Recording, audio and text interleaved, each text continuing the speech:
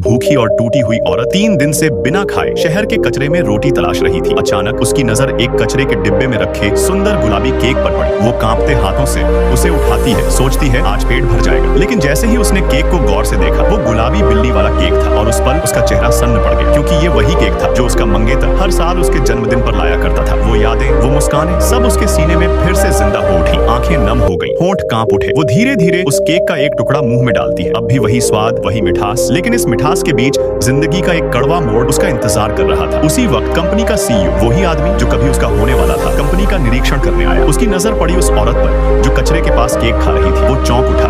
ये तो वही केक है जो मैं हर साल जो मिस को देता हूँ। उसकी आंखों में गुस्सा भर आया। एक भिखारन ने मेरी प्रेमिका का केक छू लिया। उसने गुस्से में सिक्योरिटी को बुलाया, इसे बाहर निकालो, मारो इसे। लेकिन जब वो औरत गिर पड़ी, उसकी कलाई पर से कपड़ा हट गया और वहाँ था 2 अक्षरों का टैटू। वो टैटू जो कभी उन्होंने प्यार के प्रतीक के रूप में बनवाया था। आदमी सन्न रह गया।